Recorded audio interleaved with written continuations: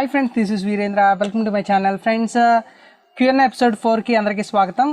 Friends, ఈ వీక్లో వచ్చిన కొన్ని క్వశ్చన్స్ అయితే నేను పిక్ చేసుకున్నాను. ఇప్పుడు 1 by 1 క్వశ్చన్స్ అన్ని మీకు ఆన్సర్ అయితే చేస్తాను. ఫ్రెండ్స్, మీరు ఏమైనా క్వశ్చన్స్ అడగాలంటే కింద కామెంట్ సెక్షన్లో కానీ నాకు వాట్సాప్లో కానీ మెసేజ్ చేస్తే నేను కామెంట్స్ అయితే పిక్ చేస్తాను. దాంట్లోంచి నాకు నచ్చిన కామెంట్స్ అంటే అందరికీ యూజ్ అయ్యే కామెంట్స్, ఈ వారంలో వచ్చిన కొన్ని కామెంట్స్ అయితే ఇప్పుడు చూద్దాం. ఫ్రెండ్స్, వెల్డింగ్ మిషన్ వీడియో కింద అడుగుతున్నారు, అన్న ఆ రాడ్ చేత్తో పట్టుకుంటే అంటే వెల్డింగ్ రాడ్ చేత్తో పట్టుకుంటే షాక్ ఏమైనా కొడుతుందా అని అడుగుతున్నారు. బ్రో, దానికి ప్లస్ మైనస్ అంటే మనకి గ్రౌండ్ ఉంటుంది కదా, గ్రౌండ్ మీ బాడీకి టచ్ అయ్యి ఉండి డైరెక్ట్ మీరు వెల్డింగ్ చేసే రాడ్ను పట్టుకుంటే ఖచ్చితంగా షాక్ కొడుతుంది. అదే మీరు అంటే గ్రౌండ్ని టచ్ చేయకుండా విడిగా రాడ్ని పట్టుకుంటే షాక్ కొట్టదు. అంటే ప్లస్ మైనస్ మీ బాడీకి టచ్ అయితే రెండు టచ్ అయితే షాక్ కొడుతుంది.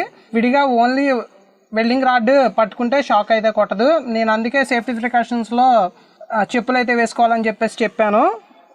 నెక్స్ట్ క్వశ్చన్ వచ్చేసరికి, బ్రో నా బ్లూటూత్ స్పీకర్ కింద పడి సౌండ్ అనేది ఓవర్ వస్తుందని అడుగుతున్నారు. బ్రో, మీకు కింద పడినప్పుడు స్పీకర్ కాయిల్ అనేది డ్యామేజ్ అయ్యి ఉంటుంది, అందుకే మీకు సౌండ్ అయితే ఓవర్ వస్తుంది. స్పీకర్ చేంజ్ చేసుకోవడం ఒక ఆప్షన్, లేదా దాన్ని డిస్కనెక్ట్ చేసి మీరు వాడుకోవడమే. ఎందుకంటే చిన్న సైజ్ స్పీకర్స్ తొందరగా దొరకవు. ఆన్లైన్లో ఒకసారి ట్రై చేయండి, మీకు 2 ఇంచ్ ఆ సైజు అయితే కనుక ఏమైనా దొరికితే ట్రై చేయడం వరకే, లేదా పాత స్పీకర్లో రీప్లేస్ చేయడం తప్ప వేరే ఆప్షన్ అయితే లేదు. ఇది రిపేర్ చేయడానికి అయితే అవ్వదు. మళ్ళీ నెక్స్ట్ క్వశ్చన్ వచ్చేసరికి, నేను జిరాక్స్ మిషన్ తీసుకుందాం అనుకుంటున్నాను, అంటే షాప్ పర్పస్, ఏ ప్రింటర్ సజెస్ట్ చేస్తారని అడుగుతున్నారు. నేనైతే లేజర్ జెట్ ప్రింటర్ సజెస్ట్ చేస్తాను, ఎందుకంటే రీసెంట్గా వచ్చిన ఎప్సన్ ప్రింటర్స్లో కొన్ని ప్రాబ్లమ్స్ అయితే ఉంటున్నాయి. మీరు జిరాక్స్ వీటికి ఎక్కువ ప్రింట్స్ తీసేవాళ్ళు అయితే కనుక లేజర్ ప్రింటర్ బెటర్. మీకు లేజర్ ప్రింటర్ తీసుకొని మీకు కలర్ జిరాక్స్ ఇలాంటివి తీసుకోవాలి అనుకుంటే కనుక old seconds Epson L380 printer కానీ ఇలాంటి old L series starting model ఉన్న ప్రింటర్స్ ఏమన్నా సెకండ్స్లో ఒక 5000-6000లో వస్తాయి, అవి తీసుకోండి. అంటే 2 ప్రింటర్స్ కాంబినేషన్ పెట్టుకోండి. ఓన్లీ ఇంక్ ట్యాంక్ ప్రింటర్స్ జిరాక్స్కి వీటికి వాడాలంటే మీకు ప్రాబ్లం అవ్వచ్చు. అంటే ఎక్కువ ప్రింట్లు అయితే, తక్కువ ప్రింట్లు అయితే కనుక ఎప్సన్లో తీసుకోండి. నెక్స్ట్ క్వశ్చన్ వచ్చేసరికి, హోమ్ థియేటర్ ప్రాబ్లమ్స్ గురించి చేసిన వీడియో కింద అడిగారు.